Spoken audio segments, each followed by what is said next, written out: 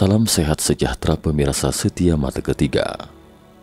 Hari ini kita akan membahas sejenak tentang mumi alien. Sebenarnya sejauh ini tidak sedikit makhluk misterius seperti mumi yang diduga alien pernah ditemukan di berbagai belahan dunia. Hari ini Mata Ketiga akan memperkenalkan 3 sosok mumi alien yang lebih terkenal. Pertama adalah mumi alien yang ditemukan di Rusia.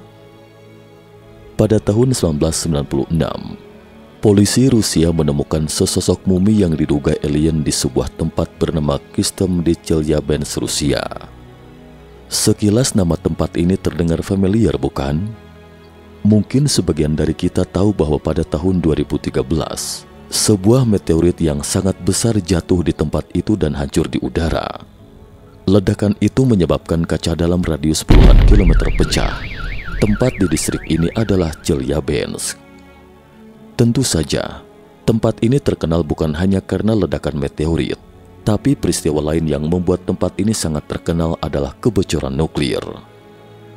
Pada 29 September 1957, terjadi insiden kebocoran nuklir yang sangat serius di Chelyabinsk, bekas Uni Soviet ketika itu.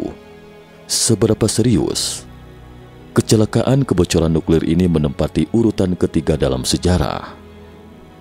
Yang pertama adalah kebocoran pembangkit listrik tenaga nuklir PLTN Fukushima, Jepang pada tahun 2011.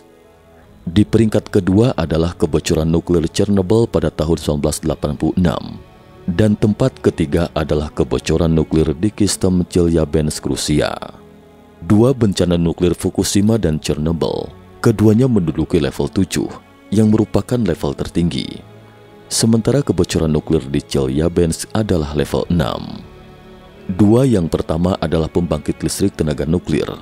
Tetapi kebocoran nuklir di Kyshtym, Rusia bukanlah pembangkit listrik tenaga nuklir. Bagaimana ceritanya sampai terjadi kebocoran nuklir ketika itu? Pada tahun 1957, bekas Uni Soviet ketika itu memiliki beberapa pabrik di Kyshtym yang khusus mengekstrak bahan nuklir. Misalnya uranium dan plutonium. Apa tujuan mereka mengekstrak bahan-bahan ini? Membuat senjata nuklir, bukan untuk pembangkit listrik. Ketika itu adalah era Perang Dingin, saat Amerika Serikat dan Uni Soviet terlibat dalam perlombaan senjata nuklir. Mereka memproduksi bahan nuklir secara gila-gilaan ketika itu. Sebenarnya kota yang dimaksud ini adalah Tenet, kota kelahiran penjahat Andrei Sator. Dalam film Tenet disebutkan ada sebuah kota rahasia di Rusia. Kota rahasia dalam film Tenet ini adalah Stag 12.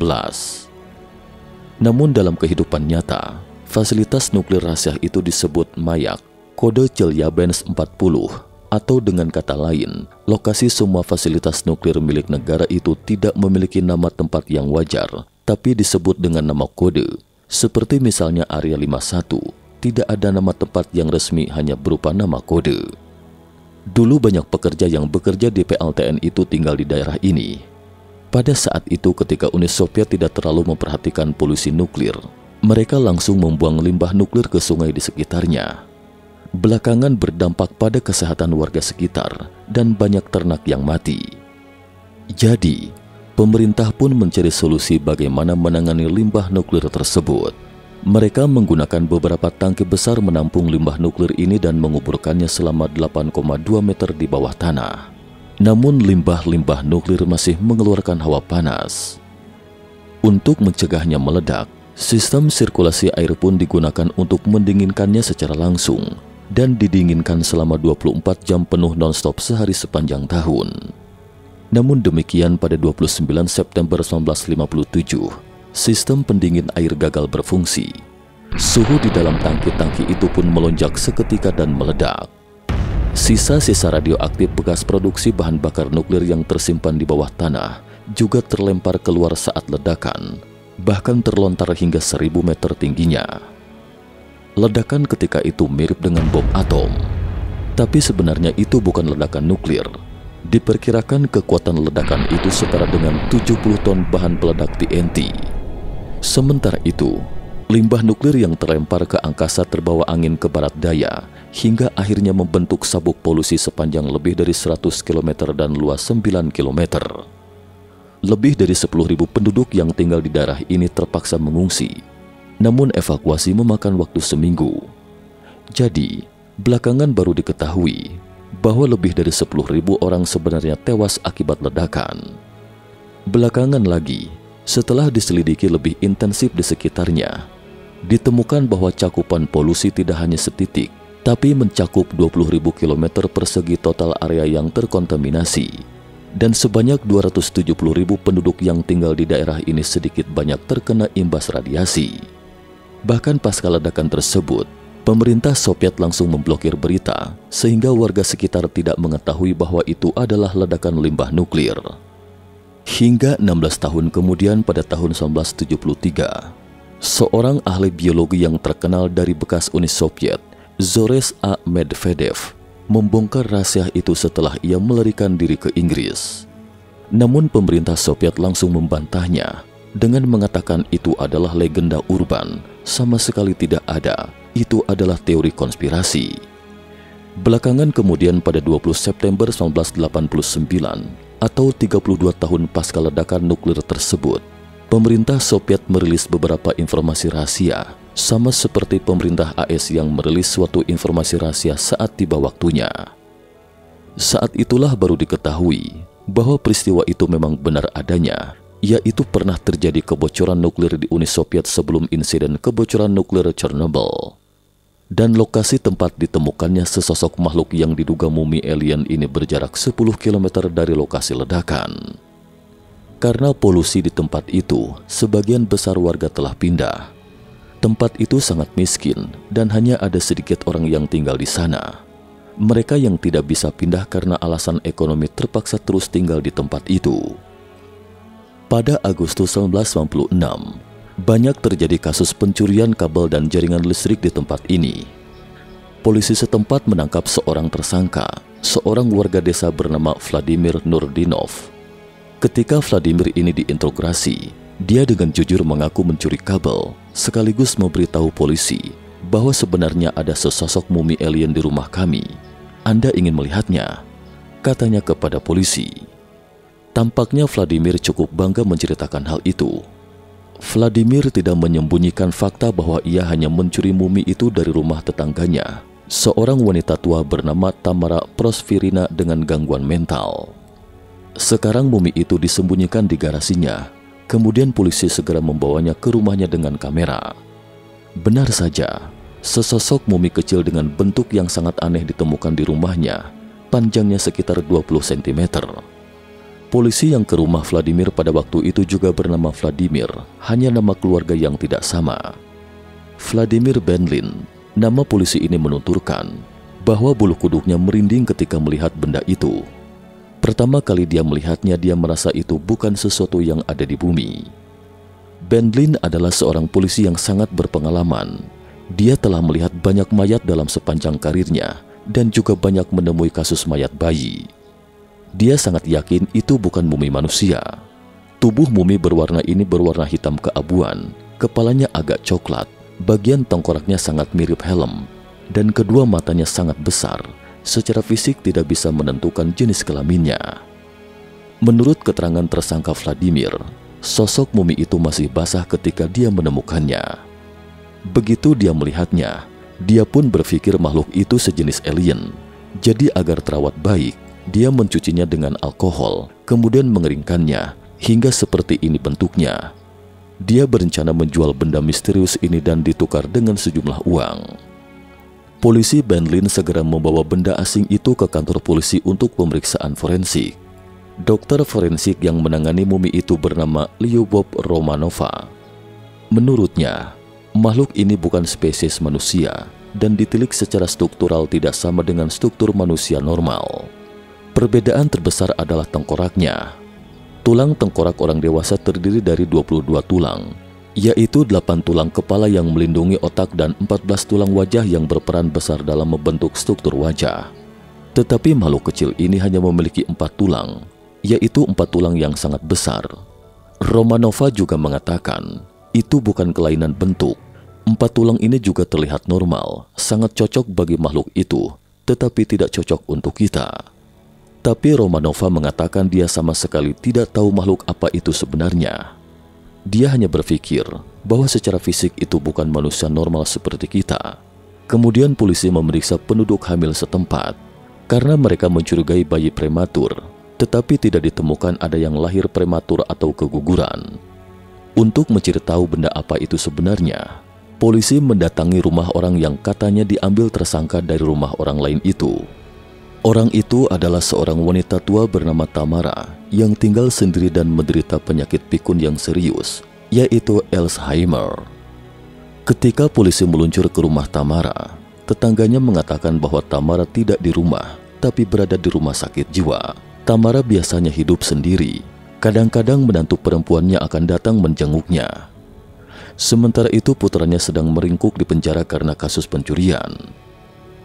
Pencurian sangat umum di daerah setempat. Anak-anak muda umumnya mencuri, tidak ada pekerjaan lain untuk mencari uang. Kemudian polisi menemui menantu perempuan Tamara dan menanyakan apakah dia tahu tentang masalah itu. Tak disangka, menantu perempuan Tamara mengatakan bahwa ia tahu seluruh peristiwa tersebut. Dia menuturkan kepada polisi bahwa Tamara menemukan benda itu pada bulan Mei, sedangkan polisi menemukannya pada bulan Agustus. Malam itu di bulan Mei, ketika ibu mertuanya sedang berjalan di hutan dekat rumahnya, sayup-sayup dia mendengar suara aneh dari kedalaman hutan. Kemudian dia mengikuti sumber suara itu dan masuk ke dalam, dan menemukan makhluk ini di bawah akar pohon. Pada saat itu makhluk ini masih hidup dan mengeluarkan suara. Ketika itu, ibu mertuanya mengira itu adalah bayi yang dibuang, jadi dia segera membungkusnya dengan syal dan membawanya pulang. Sesampainya di rumah, dia menelpon menantu perempuannya, menceritakan bahwa dia menemukan sesosok bayi yang dicampakkan. Tapi menantu perempuannya tidak serta-merta percaya begitu saja. Karena Tamara ibu mertuanya menderita Alzheimer, jadi dia tidak pergi ke sana malam itu. Keesokan paginya, dia ke rumah Tamara ibu mertuanya dan terkejut ketika melihat makhluk itu. Saat pertama kali melihatnya, dia pikir itu pasti bukan makhluk bumi, tapi memang benar makhluk hidup. Tapi itu bukan makhluk yang pernah kami temui. Sementara ibu mertuanya yakin bahwa itu adalah sesosok bayi dan menamakannya Alyosenka. Tamara ibu mertuanya merawat bayi itu dengan telaten dan menyuapinya makan. Mengapa menantu perempuannya menganggap makhluk itu bukan manusia? Berikut beberapa alasannya. Pertama, wujudnya tidak terlihat seperti sosok manusia, lebih mirip makhluk asing atau alien. Sekujur tubuhnya berwarna abu-abu gelap. Demikian juga warna kulitnya, bukan warna kulit normal seperti kita pada umumnya. Selain itu, makhluk sekecil itu bahkan ditumbuhi gigi. Tetapi terkadang dalam kondisi tertentu dalam masyarakat manusia, memang ada bayi yang ditumbuhi gigi dalam rahim ibunya ketika lahir. Makhluk kecil ini memiliki gigi di mulutnya. Ia memakan apa yang diberikan ibunya, tapi hanya menelan dan terus menelan, tidak mengunyah seperti manusia normal. Apapun yang diberikan semuanya dimakan olehnya. Menantu perempuannya itu juga mengatakan bahwa makhluk kecil ini seakan ingin mengungkapkan sesuatu kepada mereka, tetapi suara yang keluar dari mulutnya seperti cicit burung, bukan suara tangisan atau apapun. Menantu perempuannya melihat sesuatu yang menakutkan ini pun tidak mau peduli. Sebenarnya dia pribadi tidak ingin terlalu peduli dengan ibu mertuanya, jadi dia pun pergi dan tidak berani datang lagi. Ibu mertuanya merawat si bayi kecil dan hidup dengan baik selama 2 bulan. Namun suatu hari, Tamara ini mengatakan bahwa kondisinya tiba-tiba memburuk dan dilarikan ke rumah sakit jiwa. Sejak itu, Tamara pun rawat inap di rumah sakit jiwa. Dia memberitahu orang-orang di rumah sakit jiwa bahwa dia punya seorang bayi di rumah, meminta mereka membantunya melihat-lihat kondisi bayinya karena tidak ada yang merawat. Namun karena orang-orang di rumah sakit jiwa menganggapnya menderita penyakit Alzheimer dan ngawur, jadi tidak ada yang peduli. Belakangan polisi membawa benda itu ke lab. Hasil tes membuktikan bahwa jaringan tubuh makhluk itu memang jaringan organisme, bukan plastik atau apapun, dan tulangnya juga tulang normal bukan kayu. Menurut dokter kandungan setempat yang pernah menangani banyak bayi prematur dan bayi-bayi yang digugurkan atau bayi cacat lahir, bahwa dia belum pernah melihat makhluk seperti itu. Dia merasa makhluk itu bukan menderita kelainan bentuk, tetapi secara keseluruhan makhluk itu adalah sesuatu yang lain yang tidak dapat dijelaskannya. Satu-satunya cara untuk memverifikasi hal itu adalah tes DNA. Jadi, polisi di Keystone menyerahkan mumi itu ke lembaga pengujian DNA.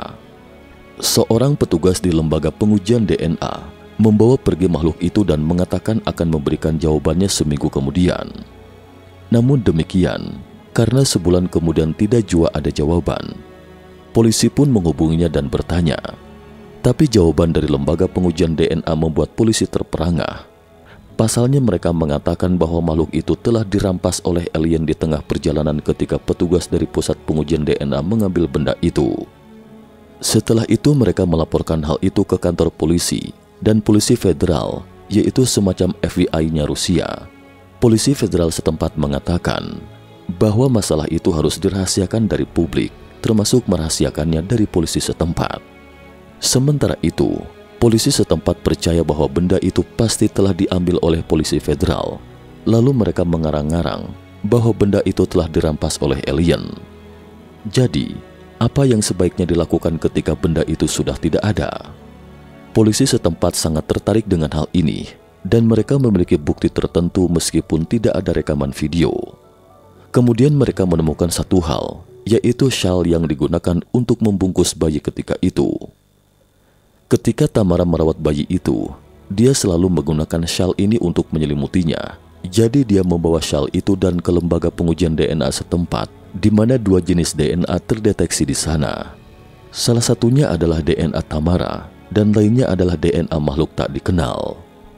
Mereka membandingkan ribuan spesies. Tidak peduli apakah itu spesies yang berhubungan dengan manusia atau tidak, namun semuanya tidak ada yang cocok, dan mereka tidak tahu benda apa itu, atau benda ini pasti bukan makhluk manusia. Lalu apa? Tidak tahu. Dan salah satu orang yang paling sentral dalam masalah ini, Tamara, tewas ditabrak mobil setelah keluar dari rumah sakit.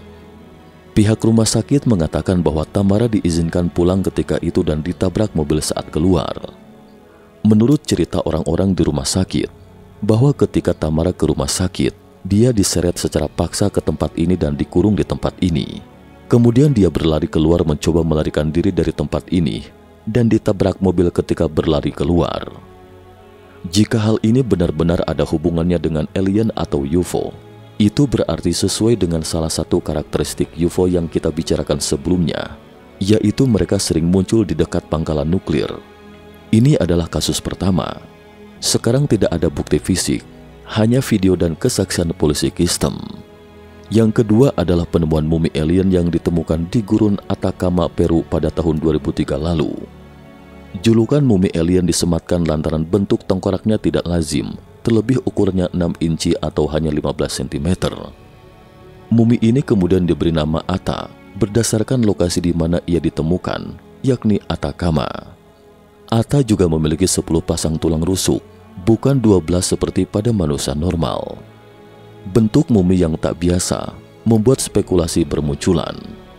Mulai dari yang menyebut mumi itu merupakan jenis primata hingga dugaan mumi tersebut adalah makhluk luar angkasa alias alien. Selain tingginya yang sangat kecil, kerangka itu memiliki beberapa ciri fisik yang tidak biasa, seperti tulang rusuk yang lebih sedikit dari yang diharapkan dan kepala berbentuk kerucut. Atacama sebenarnya adalah tempat yang cukup terkenal. Meskipun sebagian teman-teman pernah mendengar tentang kecelakaan pertambangan Chili, sekitar 33 orang terperangkap di bawah tanah selama 2 bulan, dan mereka semua berhasil diselamatkan. Kecelakaan tambang itu terjadi di Atacama ini. Benda ini kemudian dibeli oleh seorang pengusaha Spanyol bernama alias Ramon. Setelah membelinya, Ramon mengirim benda ini ke lembaga profesional untuk diuji pada tahun 2012. Setelah pemindaian sinar X, disimpulkan bahwa benda itu kemungkinan besar adalah manusia. Artinya, struktur rangkanya pada dasarnya sama dengan manusia, hanya tulang rusuknya saja yang tidak sama. Tapi anehnya, ditilik dari sisi pertumbuhan tulangnya, benda ini diperkirakan berusia antara 6 hingga 8 tahun. Jadi untuk lebih akurat menentukan benda apa itu sebenarnya, Ramon mengirimnya ke Universitas Stanford Kemudian Universitas Stanford melakukan berbagai tes pada benda ini selama 5 tahun, hingga akhirnya menarik kesimpulan pada 22 Maret 2018, mengatakan bahwa benda ini mungkin sesosok manusia dan berjenis kelamin perempuan, diperkirakan meninggal sekitar 40 tahun yang lalu. 7 gen terkait kerangkanya memiliki 64 mutasi gen, menyebabkan dia menjadi sangat kecil. Semua mutasi genetiknya terkait dengan tulang, tidak ada hubungannya dengan bagian lain dari dirinya, sehingga tumbuh seperti ini. Artinya gennya pada tulangnya berbeda dari kita. Mutasi gen semacam ini atau deformitas semacam ini belum pernah ditemukan kasus keduanya dalam sejarah manusia. Ini adalah kasus pertama. Satu lagi contoh kasus lain yang lebih terkenal yang terjadi baru-baru ini, dikenal sebagai penemuan paling mengejutkan dalam arkeologi di abad 21. Pada tahun 2017, sebuah makam kuno ditemukan di garis Nazca di Peru. Di dalam gua itu ditemukan sesosok mumi putih. Ukurannya cukup besar, tingginya sekitar 1,68 meter. Ketika pertama kali ditemukan, awalnya dipikir itu adalah model patung gips. Belakangan dari hasil pemindaian sinar X, ditemukan ternyata memang ada seseorang di dalam, ada tulang, dan beberapa titik yang sangat istimewa. Pertama dan paling kentara adalah memiliki 3 jari tangan yang panjang dan 3 jari kaki. Telapak tangannya sangat kecil hanya 5,5 cm, sedangkan jari tangannya sangat panjang sekitar 17 cm. Jari tangan ini memang aslinya hanya 3 jari dan tumbuh seperti ini. Selain itu, tengkoraknya sangat tinggi, agak mirip dengan kedua tengkorak sebelumnya. Sebenarnya banyak jenis tengkorak manusia dengan bentuk tengkorak yang tinggi pernah ditemukan di Amerika Selatan. Entah manusia seperti apa itu atau mengapa bentuk tengkorak ketika itu begitu tinggi. Sangat mungkin bahwa sosok manusia dengan bentuk tengkorak tinggi seperti itu memiliki 3 jari tangan. Hanya saja sejauh ini belum pernah ditemukan pada anggota tubuh bagian bawah, hanya bagian kepala saja yang terlihat. Selain itu, bentuk tengkorak seperti ini tidak memiliki telinga, hanya tindik atau lubang telinga, atau tidak ada daun telinga. Ini adalah mayat mumi. Dalam keadaan normal, menyisakan jaringan kulit, tetapi tidak pada jaringan kulit telinga. Hanya 2 lubang kecil dan mata sangat besar, namun matanya tertutup ketika berubah menjadi mayat mumi. Titik aneh lainnya yang sangat menonjol adalah mengapa ronanya begitu putih. Belakangan, setelah tim ahli mengambil jaringan atas untuk diuji, ditemukan bahwa itu memang mayat mumi suatu organisme, tetapi bukan manusia atau primata yang diketahui dan tidak memiliki organ dalam. Ketiadaan organ dalam seperti ini bisa jadi pada awalnya memang tidak memiliki organ dalam, atau organ dalamnya telah diambil, yaitu salah satu proses pembuatan mumi adalah dengan mengeluarkan organ dalam, dan bisa jadi merupakan proses perantara. Namun setelah penentuan karbon 14, benda ini diperkirakan sekitar 300 Masehi sejarahnya. Titik waktu ini bertepatan dengan saat munculnya garis Nazca, artinya makhluk ini mungkin tahu proses terciptanya garis Nazca. Warnanya putih karena dilapisi dengan sesuatu seperti resin. Resin kemudian mengering dengan cepat dan berubah menjadi putih, melindungi kulit wajah bagian dalam. Kemudian ketika lapisan putih dihilangkan, ditemukan bahwa kulitnya berwarna hijau keabu-abuan. Belakangan baru diketahui, ternyata ketika itu ditemukan 2 makhluk dalam gua, salah satunya terawat utuh, sementara makhluk satunya sangat kecil, hanya 58 cm, tidak dipublikasikan. Mengapa? Konon katanya, banyak bagian yang hilang, bagian tubuh yang tidak lengkap lagi. Yang paling aneh adalah ditemukannya mural saat menjelajahi gua lebih dalam. Sesuatu dengan bentuk manusia yang diukir di atas batu, memiliki 3 jari tangan, dan secara khusus menekankan pada 3 jari tangan. Karena benda ini sangat kering, sehingga sangat sulit untuk melakukan tes DNA, dan sudah berjalan 4 tahun hingga sekarang tapi belum ada hasilnya. Namun dari struktur rangkanya, pada dasarnya dapat disimpulkan bahwa makhluk ini bukanlah manusia, juga bukan primata yang diketahui.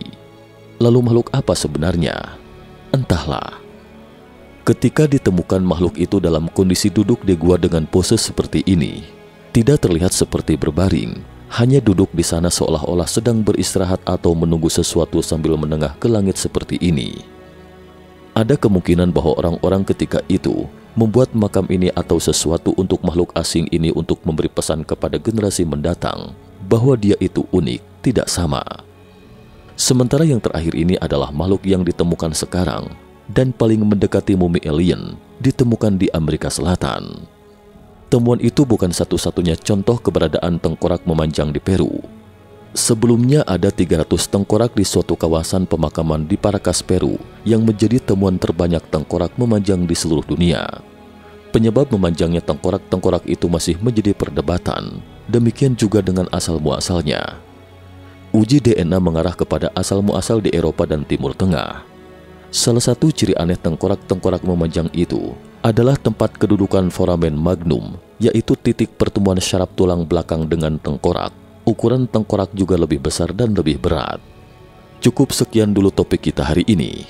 Jika suka dengan video mata ketiga, jangan lupa like, subscribe, dan share. Terima kasih atas perhatiannya dan sampai jumpa di episode berikutnya.